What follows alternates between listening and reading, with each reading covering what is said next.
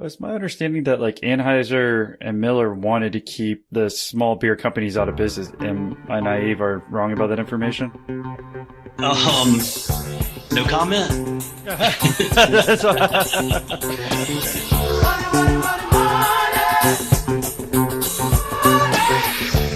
The plan needs to be born out of reality, and you have to stick with that plan. You have to pivot off of it. I don't clock in and clock out. I'm always clocked in. I take every bit of advice anybody's willing to give that helps me become a better person and a better business person. My name is Jamie Price. I own Grayton Beer Company. We're a brewery located in the Panhandle of Florida. How did you get in the brewing company? Well, most of the time for marketing purposes, I tell everybody about my huge affinity for beer and how I discovered beer for the first time. But the reality is that it was born out of necessity. When the economic crisis hit, my wife and I owned a bunch of real estate in the Florida Panhandle that was worth a lot less money than what we bought it for. We had mortgages. We were about to have our first child, and we sat down and had a real good come to Jesus meeting about what we could do to enhance our life moving forward, and if that included starting a business. So we sat down, we had great conversations about different opportunities that presented itself based on our geographic location, based on our financial situation, and we discussed pretty much everything. And ultimately, Grayton Beer Company started out as Grayton Beach Bread and Beer Company, and we were going to do local brew pubs along the Florida Panhandle, produce all of the bread, make all of the box lunches for the people that go to the beach, and then obviously produce beer. But as I started researching everything, started drawing up a business plan, started asking all the questions of all the people that were willing to have conversations with me, it became pretty obvious that I didn't need to make a bunch of brew pubs or create a bunch of brew pubs. I needed to get into production brewing. This was in 2010, you were saying, when you started Grayton Beer Company? I started writing the business plan in 2009. I would say Q4 2009, incorporated in June of 2010. And our first beer hit the market through a third-party contract brewery in May of 2011. Let's talk about the real estate that you owned. I mean, were you overhead on all those? I mean, were you going to go bankrupt? What was the deal with the real estate properties? Well, my wife and I have been fortunate that we've made a pretty good living in the software industry and payroll software. She and I work for the same company, and our income goes up and down at the same levels. We have high together, we have lows together, and that was a low, and it put us in a position to where we were barely able to meet our mortgage obligations. Our real estate holdings at the time, I would say that 75% of them were underwater. And, it was waking up every day and looking at a balance sheet is one thing, and knowing that we had a legitimate negative net worth at that moment in time, but looking at it and understanding what the cash flow situation was and how were we going to pay the mortgages, what were we going to do? And once again, my wife was pregnant. We were about to have a child. So it really kind of brought everything into reality, where it wasn't just she and I that we were fighting for. We were making decisions based on a little one that was about to show up. And how many properties, or what was the estimated value of all those properties together? We had about $4 million worth of property. At that moment in time was probably worth, I would say, we had mortgages for $4 million. The property was worth probably in the neighborhood of $3 million. And so I guess you're a million negative at that point, it looks like. And why don't we backtrack to maybe 3 years before that? Did you feel like on top of the world because you were buying those properties with your extra money? Absolutely. We moved to the beach. We were very comfortable in our lifestyle. We were making good money. My wife had already invested in a couple of properties and flipped a couple of properties. So we recognized some gains, or she had recognized some gains on some properties, and it just put us in a position where we were willing to go out on a limb and invest, not understanding that we were about to be hit by a credit crisis. And at that point in time, were you about 30 years old or so? Yeah, I was around 30. I would imagine that I would feel very confident. Okay, like right before the crash, you're feeling great about everything. And then once you hear about the real estate prices going down, you said you were making good money. Can we get an idea of how much money you were making at your other job? I guess both y'all were at the same company? We made anywhere from $250,000 to $1 million every year from the time we were about 25 up until present.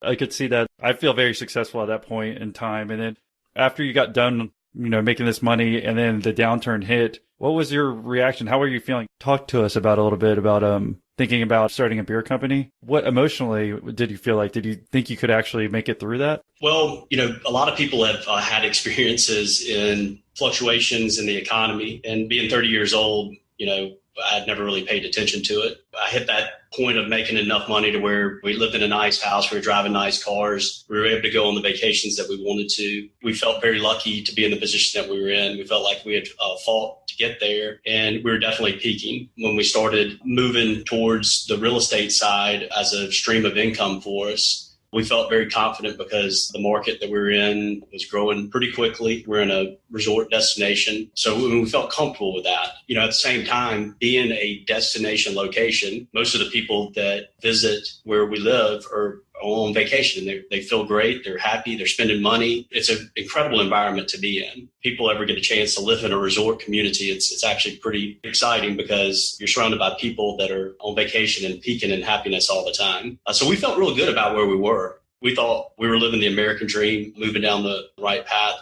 And then when we got hit, when the economy started tanking, we were naive enough to feel like we could get through it. There's times of fear, but the reality was we knew that if we put our turtle shell on and made sound decisions, that we would come out of the other side of it fine. The way to get out of it, you thought, was by starting your own company? Well, it's multiple streams of income. That was the key. I didn't know how long we were going to be in a depressed state, and it was coming up with various ideas. The beer company wasn't the only idea that we came up with. And I'm not going to share the rest of the ideas with you because I still think they're all viable. But it was coming up with different ideas. Once again, multiple streams of income, not tying both of us to the same stream of income. If that makes sense, if we're both on the same roller coaster and we're up and down at the same time, let's find another one that can offset it. If we're on a down or if we're on a high, maybe we can catch them both on a high at the same time. So those were conscious decisions that we made. Those conversations were pretty straightforward. They're easy to have if you open your eyes and you look at the situation, the situation that you're in personally from a business standpoint, from a financial standpoint, balance sheet and income statement, and then what it looks like moving forward. The beer company is great. And I truly do love beer. And I loved beer before we ever started it, or I would have never gone down this route. But it could have been any business. And we could have chosen any of the ones that we made the decision to open at that moment in time. And I believe that we would have fought just as hard and we would have been just as successful. How much money does it take to get a beer company started? At the beginning or to date? Let's talk about the beginning and how you got started. Absolutely. When I started, we used a third-party brewery, like I told you earlier, to produce our beer. And that took very little overhead on the front end. I looked at it more as a marketing expense. I wasn't making any capital expenditures on equipment. I was investing in a third party to make our beer. I had to design a logo and packaging. I had to work with the brewery on the two recipes that I wanted and how their equipment could handle them. I would never suggest that anybody go down that route. But we really started in earnest in 2014. So we brewed our own beer for the first time on January 1, 2014. That investment was around $2.5 million.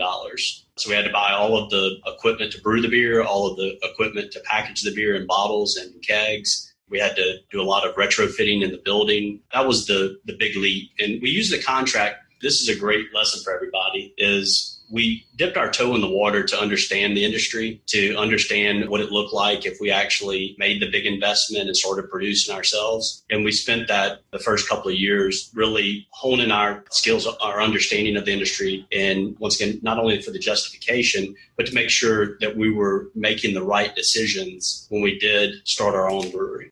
What happened between basically 2010 and 2014? Because it sounds like you're just saying 2014 is when you actually got money to start rebuilding the property and doing the brewery? No, the timeline is 2000. So April 2011, we started brewing beer in Melbourne, Florida, at the third-party brewery. That beer was available in the market in May of 2011. So between May of 2011 and January 1 of 2014, we used a third-party brewery to make our beer. The process of taking the building, retrofitting it, so it could handle the needs that we had as a production brewing facility took about a year and a half. We had to cut concrete, put drainage in. All of the equipment was spec'd, ordered. There's manufacturing lead times. They come in at various times. So, throughout 2013, we were receiving equipment, installing plumbing, getting it ready to go for that first brew that we did on January 1, 2014.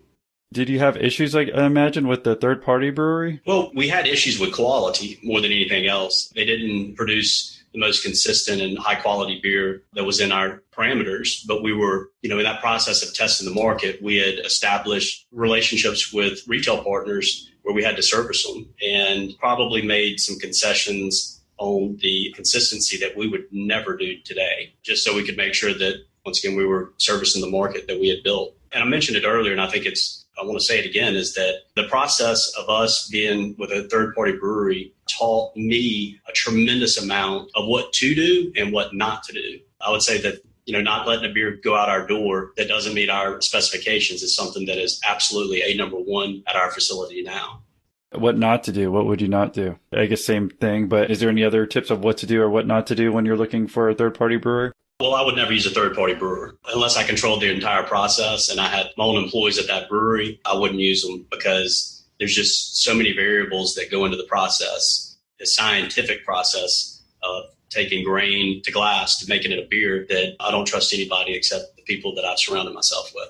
And how about your financial situation at home? Because you originally started this company. Was it solely because you wanted another income stream, or was it more kind of a hobby or something for fun as well? It was solely for another income stream. I didn't need more hobbies. I enjoy playing golf. I enjoy traveling. But, I always had a desire to be an entrepreneur. From very early, I studied accounting in high school or in college. And I'll never forget, one of our professors asked one day, what do you want to grow up to be? And everybody in the room, pretty much some field in accounting that they wanted to do. And I laughed at everybody and I said, I would never practice accounting. I want to create businesses. I waited a little bit later in life to do that. I would say out of necessity. I would have given anything to have started a business in my early 20s when I had all the confidence in the world and didn't have a whole lot of family obligations.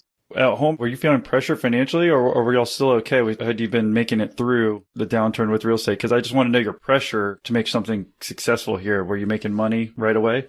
Absolutely not. The key for us is that we always had the internal pressures. I always call it, we were touching the third rail, coming damn close to touching the third rail. We woke up every single day and it was trying to figure out what we were going to do that day to continue to move the bar forward. We needed money. We specifically, when we were writing the business plan, we were living paycheck to paycheck. We didn't have a whole lot of savings that we could fall back on. It was a pressure situation. So the company was built out of necessity. It wasn't built out of chasing a dream and trying to figure out what new hobby I needed.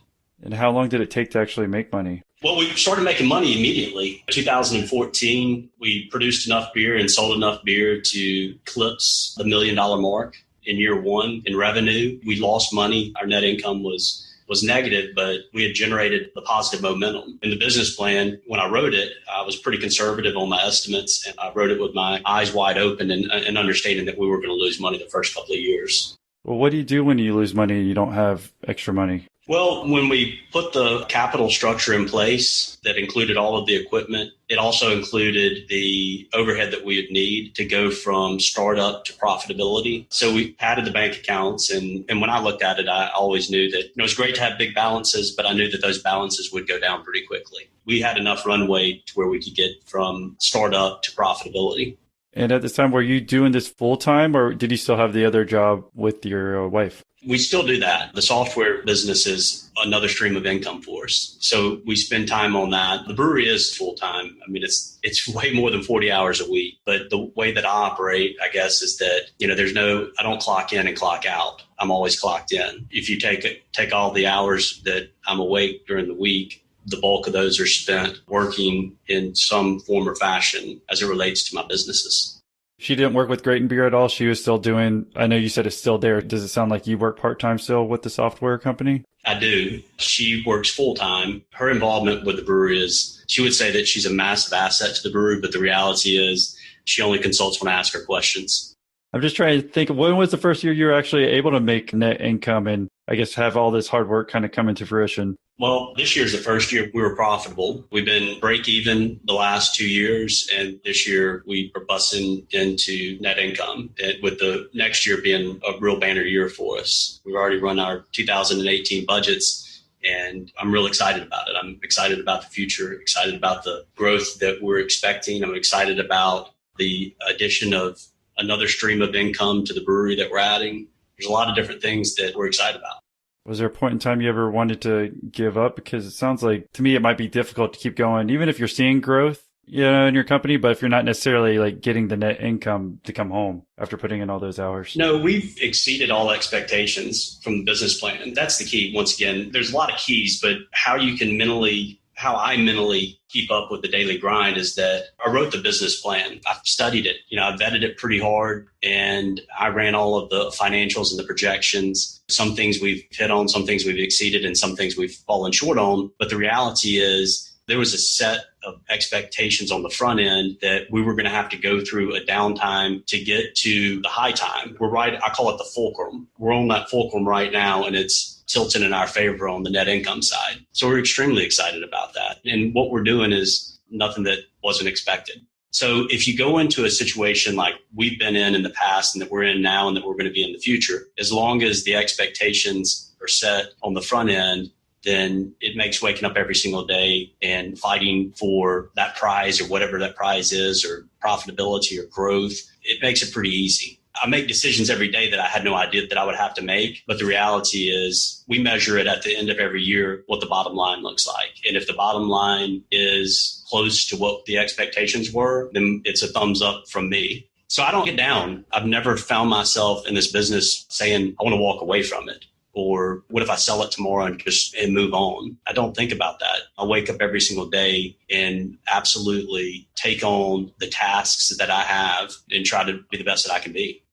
Can you look back and tell us about some of the failures or hurdles you've had to overcome and what you might have done differently now when starting the brewery? One of the failures was 2014. We hit our number, but that was the first year I'd ever managed people. Having never done that, I didn't really understand the human interaction with people that were employed by me. I had to fire a person for the first time. I let emotion step in the way. I was very vocal with emotion tied to it. And I always tell everybody that if I could take 2014 and ball it up and sell it to people, I think a lot of people would buy it because the amount of personal growth in that year was pretty exponential. And the bulk of it wasn't positive. It was negative. It was failures. It was failures of human interaction. It was not necessarily making the right decisions from a financial standpoint, from a production standpoint, not making the right decisions on how to spend my time within the brewery, with balancing that with family. It was all fail. And I woke up in January 2015. I looked myself in the mirror and said, what did you do wrong? Is that being able to define your own person that allows you to be the best person that you can be. And I had to have a come to Jesus conversation with myself. I didn't need people around me telling me that I was an asshole. I knew I was an asshole. So being able to take that, leverage my ability to self-reflect is something that I had to put in play immediately. That was a massive failure. I've hired some people in the past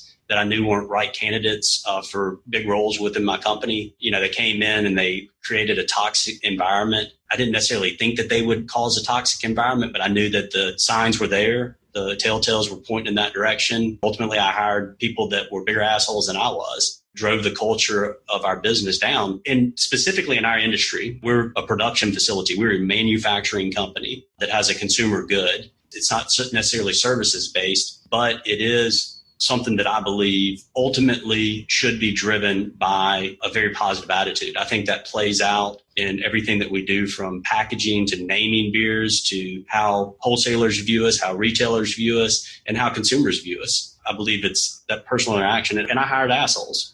And would you give a suggestion on how to handle that, or how you handled it before versus how you handle it now? Because I don't think a lot of entrepreneurs think about the first time managing people, coming up with the business, and you're doing all this research and you're just trying to get everything to work. The last thing on the plate is usually management. But could you tell us how you handled it almost more specifically before and how you would handle it today? Absolutely. I was scared to death on human interaction with employees. Once again, having never done it, it was me. I was in a position where I was hiring people that had a tremendous amount of experience in a field that I needed that I didn't understand. That scared the hell out of me. And when I was sitting across the table from strong candidates in marketing and brewing, I looked at them and said, this person's going to bring a tremendous value to our company. They're going to bring something that we don't necessarily have right now. But the reality is, if I took a second to look at the personalities, who they were, what their core values were, to see if they were aligned with mine, to see if they could take the vision that I have had at the time and have today with our company, take that vision and help me expand on it, I would have made different decisions. Once I hired people that I wouldn't hire today, I had a hard time firing them because there's a tremendous amount of fear of conflict. I didn't feel comfortable sitting across the table from somebody that had 30 years of experience in a marketing company and saying you're fired. Pretty hard pill to swallow, but it's something that helped me grow exponentially. Having gone through those processes, number one, I wouldn't hire some of the people that I've hired before. So now when I interview people, I'm able to cut to the chase, get to their value system, understand who they are, and understand if they can add value to me. If I do hire somebody because they pass that interview process, if they in turn do not perform at the level that I think they should perform, I am more apt to fire them immediately. And I don't mind the controversy because I know the longer I let someone that isn't helping us advance stay within our organization, which is still a small company, the more that they're going to have a negative impact on the overall. And how many people are there today and what's the revenue like? We have 27 employees today and we will exceed 4 million in revenue this year. I just want to get a feel of the environment as you're growing, because you had mentioned something about toxic environment. You talked about a come to Jesus moment. Was there a point in time you just realized you were having that environment, and what did you do to fix it? Well, it's actually happened twice. We got through 2014, and at the end of 2014, I realized that our culture wasn't going down the path that I wanted it to go down. That included me, but we ended up hiring people from the outside to come in and take over different elements of our business. And we had to let go 2 or 3 people that weren't aligned with where we were going moving forward. So that was the first time that we went through that process. The second time we went through it was, more recently, we evaluated everybody internally and figured out exactly what we needed. And I ended up letting a couple of people go. We're in the process of hiring a lot of people right now. So we let 3 go. And today, as we speak, we have 8 positions open within our company. And by the end of 2017, we'll eclipse 40 employees. Did you have an outside mentor or peers that you could talk to figure this out? Like, I don't know if you just figured it out yourself that you're having this toxic environment and that was the thing holding you back, or if you had some leadership outside the company that was advising you. No, that's coming up with it on my own. It doesn't take a genius to look around and have conversations with people and, people internally and figure out who the good apples are and who the bad apples are. If you're fully engaged, if I was fully engaged in the company, which I was, then walking around and working with people and, dealing with them on a daily basis, it's pretty obvious who needed to go, who needed to stay. It's not that I don't lean on people. The first time I ever fired somebody, I called my best friend who has about 2,000 people that he manages, and he hires and fires people every day, and asked him how to do it. And he told me, he said, the first time's always the hardest, but you get used to it. He coached me through that process. But it's one of those things, if you can't see it, you're not the right man for the job. And I own the company. I'm the president and CEO of the company. So I've got to be that person. And if I wasn't, I would just be the owner of the company and I'd be sitting back, letting everybody else run it. And looking at it now, when you hired those people, if you're looking back, do you think it happened right away or it just happened over time where maybe they became toxic? Obviously, hopefully when you're hiring, it's not that way, but I don't know if some people start influencing other people to not work as hard, or if there's other things that we're talking about here with the environment and how to fix it. Well, ultimately, you hire somebody. I've always felt like I'm completely honest with and transparent with people. When I interview people, they're interviewing me as well. They need to understand what they're getting into. So on the front end, typically when you hire someone, they come in and they tend to fall in line. They're learning the culture. They're learning the processes. They're learning everything that our company is doing, which is completely different than, what our fellow brewers are doing and other breweries are doing. So when we brought them in, we were able to, they all fell in line with the culture, with the processes. They helped enhance it. Even some of these toxic people brought a tremendous amount of knowledge and practices that we have implemented and we still use today. But when their true colors start to shine through, it starts to be pretty obvious pretty quick. There's the negative talk amongst their peers, and you can see it start to snowball. And there's really, I'll never forget, I had a guy that was our director of production, and I sat him down and I explained to him my situation in 2014 and how I realized that I was acting like an asshole and the self-evaluation. And I sat him down and I said, I did it. I felt like if I could do it, anybody could do it. I explained to him what I did, how I defined it, and then how I ultimately implemented those practices. I gave him a shot at it, but this guy could not turn the corner. He showed up and nobody got along with him. He was extremely toxic. Obviously, that led to parting of ways, but what a great lesson that just because I can do it, because I can define something and implement it, doesn't mean that the person sitting across the table from me can do it, is just like me. Kind of transitioning, I guess, maybe more out of the negative aspects of, trying to turn around a company culture, because it's important that I appreciate you sharing that, because sometimes people act like it's all easy and there's no hard times when starting a business. But when you're looking back, what's been some of the key turning points or something that's really helped you grow versus other breweries, or that maybe that you never really thought of would have helped you grow so much? Well, I'd say that the number one thing that has helped us succeed is that we dominate our home market. The key to that success is having phenomenal retail partners. We drew the business plan up, but we saw the sales come in more from a regional standpoint. But the local community really bought into what we were doing. And I didn't predict that. I spend all my time going into accounts and shaking people's hands and thanking them on a pretty regular basis, because without them, we wouldn't have been as successful as we are. Because when I drew the plan up and I had the Southeast United States as a footprint to sell beer, and I expected there to be a pretty good even distribution among the big cities and in the mid-sized cities. And ultimately, we didn't have the amount of success in that region, but we took our home market, which I thought would be fairly good, and all of a sudden blew it up. The net is that we sell the exact same amount of beer that we thought about doing. That's awesome, but it also affords us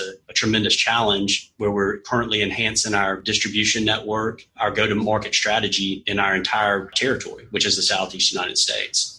So you just brew all your own beer, and are you bottling it and trying to sell it in grocery stores? Or are you trying to sell it at bars? Where do you sell it? We brew all of our own beer at our production facility. We bottle it, can it, and put it in kegs. So we sell it to on-premise and off-premise accounts all across the Southeast. So that's on-premise consumption is bars and restaurants. Off-premise is retail locations. We have a distribution network across the Southeast that services those retail partners. What percentage is like on-premise versus off-premise? We do about 50-50. Is that typical? No, we have a lot more on-premise. Our on-premise consumption percentage is higher than most breweries.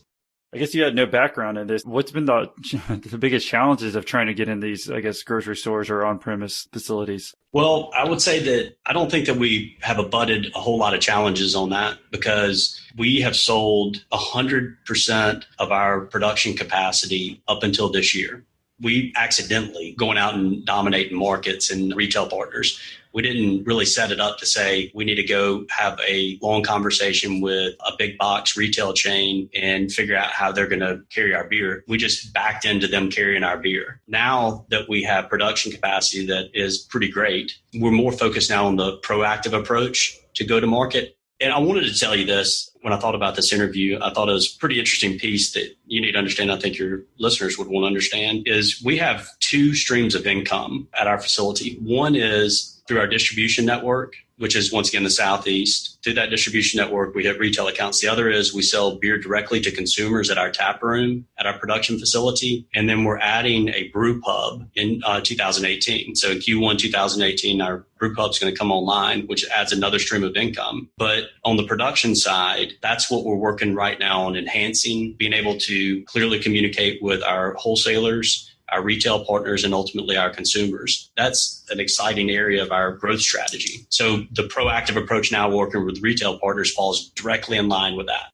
You said you kind of backed into your first sale with the people carrying, I guess, your beer, but could you tell us about your actual first sale? Like, how did you know how to sell your beer? Well, I'm a salesman by nature, and by profession. So selling the beer wasn't that hard. The first person I had to sell on the beer was my wife. So I had to get past that one. Our first wholesaler that we signed up was our local wholesaler. The process to get from having this concept to having a wholesaler carry my beer was actually pretty interesting. Our beer was actually in production in South Florida, and I didn't have a wholesaler in my home market to pick up the beer. And what's a wholesaler, in case someone doesn't know? A wholesaler is, with beer, we operate in a 3-tier system. We're the manufacturer. We sell the beer to a wholesaler, and the wholesaler sells the beer to retail accounts. We can't take our beer and take it down to Walmart and sell it to them directly. We have to use a middle person, which is a wholesaler. We have two big local wholesalers. One is the Miller Coors wholesaler and one is the Budweiser wholesaler. And I had worked with the Miller Coors wholesaler owner through the entire process and thought that I would be doing business with him. He really mentored me, gave me a tremendous amount of insight into the 3-tier system. The beer was in production. He and I were hammering out the details behind a distribution agreement that we were going to sign. We were 2 weeks away from receiving beer, and I went and met with his general manager and their team of managers. There was 10 of them and one of me. And I sat in a conference room and gave them my strategy, my go-to-market, everything that I had done from the beginning in terms of writing a business plan, understanding it, understanding our go-to-market strategy, but also with the caveat that you have to take a chance on me. I'm using a third-party brewery to make our beer right now. I'm doing low volumes. I don't need to go out there and try to dominate accounts. I just need you guys to pick it up and be a partner. And their general manager,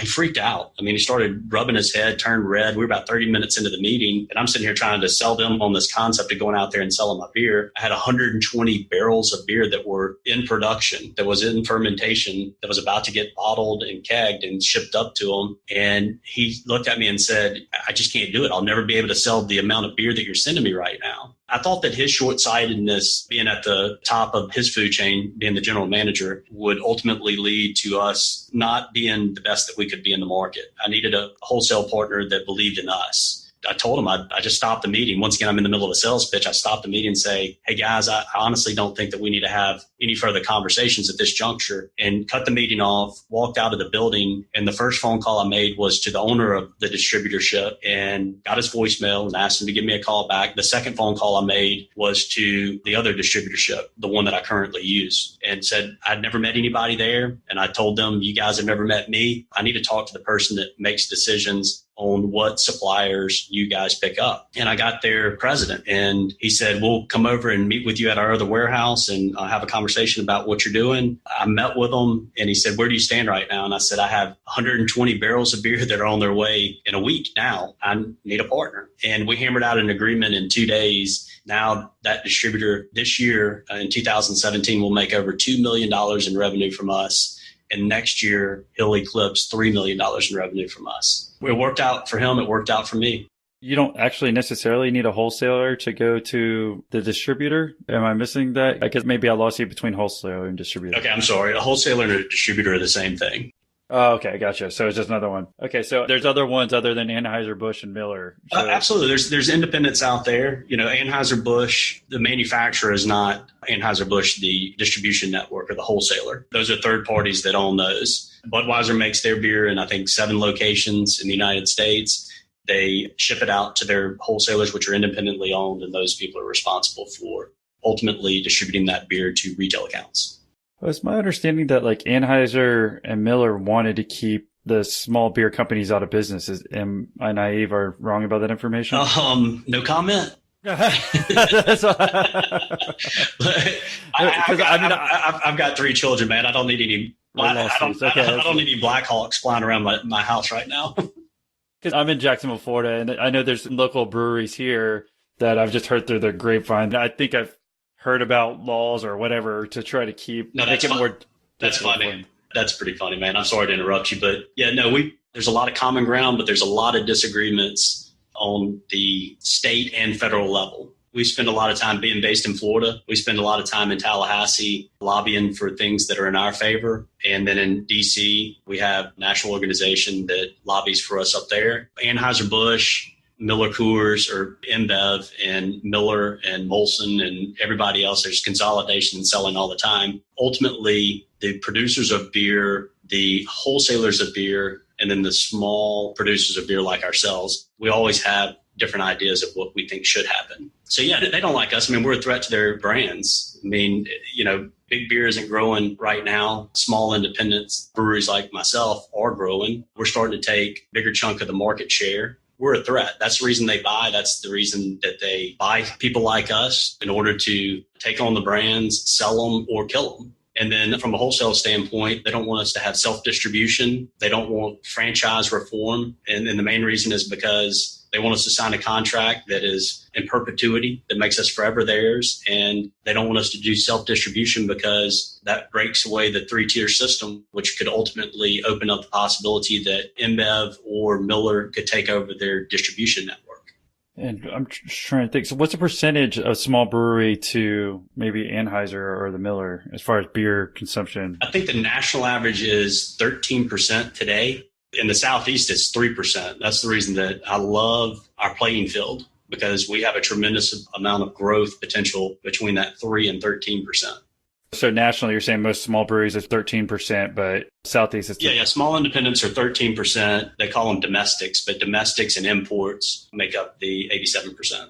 What are the kind of laws? You kind of hit on it, it sounded like, but the things that y'all are discussing when we're talking about these laws coming due, when you said the federal and state level, I guess they're just trying to keep y'all from having your own distribution, which how are they able to do that? Well, the three-tier system has been in place since Prohibition. And what happens in the three-tier system is it's the separation of the manufacturer, the wholesaler, distributor, and the retail account. You can't play within multiple tiers. So as someone that Budweiser, as an example, cannot go out and open up retail locations, and Budweiser can't go out and do their own distribution. But the reality is some states have changed those laws to where they can actually do that now. So we're governed by two sets of laws or statutes. One is franchise. That is, if you sign up as a manufacturer of beer with a wholesaler, then you're governed by your state's franchise laws. And the other one is distribution. And right now, it's the three-tier system in the state of Florida specifically, to where we have to sell our beer to a distributor, and ultimately they're the ones that sell it to retail accounts.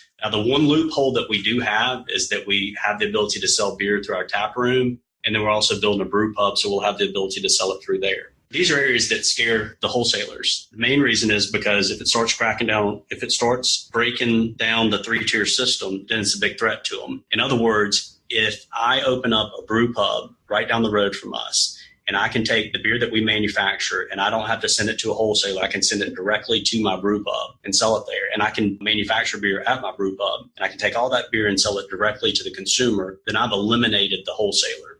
So that perception, or the reality and the ultimate perception across all wholesalers, is that is something that shouldn't be legal because we operate in a three-tier system, or have from Prohibition. Each state makes their own choices, and it's how progressive they are. I mean, you have states like Colorado and North Carolina that have been very progressive on their stances related to those two things, to franchise and three-tier. And they're very positive on the supplier or manufacturer side, like myself. And those states are thriving right now. I mean, you're talking about billions of dollars of impacts in those states that they're having a positive impact on their state economies. How much is a distributor marking it up to the retailer? Well, the historical number is 30, 30, 30. So we mark it up 30, wholesaler marks it up 30, retail account marks it up 30. But now those numbers fluctuate pretty big time. And each distributor has a different method and percentage. It varies by supplier. So mine's completely different than some other brewery that is carried by the exact same wholesaler. So basically, we'd just be saying, rough math, maybe you'd be knocking off 30% of what it actually costs on giving it to the consumer with your own. No, not at all. Not at all. So the math on that's pretty easy. So I'm knocking off the 30% on the wholesaler, but then the markup that retail does too. Okay, so 60. Yeah, so it's actually a little bit more than that, believe it or not. If you're going out and buying a $7 pint, that's a pretty massive markup. If you're buying a 6-pack for $8.99 or $9.99, it's not nearly as high of a markup. Okay, so yeah, I guess when you have your local pub, I was thinking you would mark it up 30% just for your profit, but really you're just you're knocking those down and really saving them, like we said, a little bit more than 60%, it sounds like, in general, by being able to sell at your own pub. Well, yeah, absolutely. But ultimately at the brew pub, we'll price everything in accordance with our local area, because we're not trying to undercut our retail partners. We want to be right in line with them. And why was this 3-tier system put in place after Prohibition? I didn't know if you knew why, because it just sounds interesting that they keep forcing you to try to keep it this way. We can Wikipedia if you don't know. I was curious.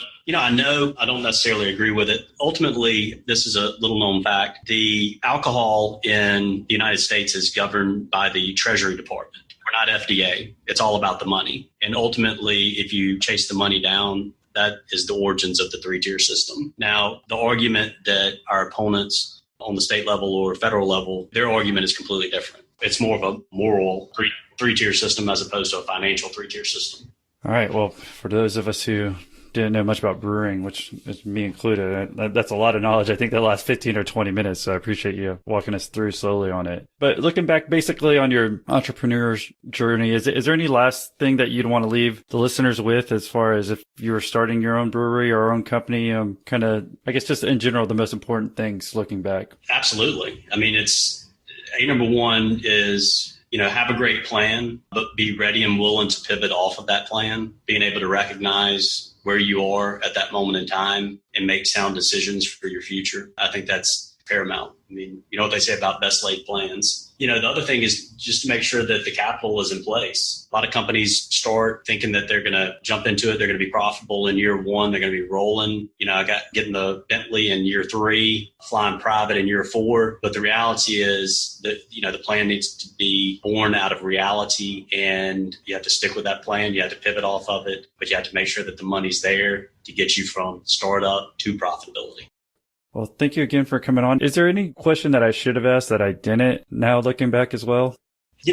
One of the challenges for me, especially in what we do, we live on an island. Once again, I mentioned earlier that we were in a resort community. So we don't have brewers and lab technicians that are growing on trees around us. And, that's one of the things that surprised me the most about what I did is that, having written a business plan and then ultimately executing on that business plan is I never really took into account the number of employees that I would need that were specialty employees that didn't exist in our region. So I hire people from New York and California, Colorado, North Carolina all the time, and having to identify those people and move them to our community is a bigger challenge than I ever dreamed it would be. How do you think you're going to be able to figure that out? The world is getting flatter every single day. With technology, we're able to pinpoint specific candidates. And then ultimately, we live in one of the most beautiful places in the United States. I think we have the most beautiful beaches in the United States for sure. When we get people to our location, it's easy to sell them on the environment and the lifestyle, but it's a matter of getting them there. You have third, fourth, fifth generation people from Pennsylvania that you're trying to move out of their comfort zone and into a utopia. It gets pretty hard, but with flights and everything being a little bit more affordable these days and communication being what it is, it makes it easier for people to move away from their homes. But it is a challenge. Yes, you sell them on the no income tax? That's always a good thing. But typically when you're hiring a 25-year-old, they don't even understand what income tax is anyway. All they care about is the girls that are wearing bikinis on the beautiful beaches. Or the females that we hire, the beautiful guys running up and down the beach playing volleyball. It's something that is very much attractive to the younger generation. And maybe we catch their brilliance just for a few years. And I'm cool with that. I don't expect people to come work for us and, spend the rest of their lives, build a family where we are. I hope they do. I hope they're excited to do that. But if I can leverage their knowledge and what they bring to the table in a short window, I'm that much better for it. I mean, we've got guys that have worked for us that are head brewers now for 2 of the biggest breweries in the Southeast. And with that in the United States, that's pretty cool. I mean, they walk through our facility and end up working for other places. It makes me proud. At least we leveraged them for the time we had them.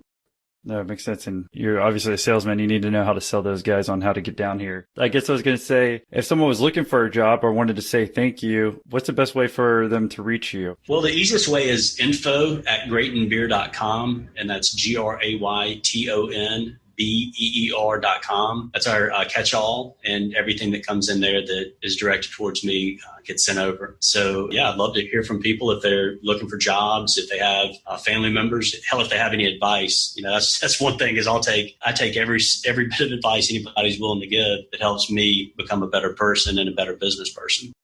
And I think the people listening feel that same way because that's why they're listening, right? So thank you, Jamie, for coming on and sharing your story. Absolutely. I appreciate it.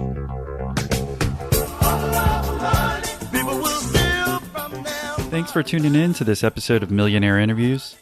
Be on the lookout for episode 69, where your host, that's me by the way, is interviewed by his brother, Walker Peak. If you want a refresher on Walker's company, then go back and check out episode 6. As always, Thanks again for being a subscriber to the podcast. We really appreciate it.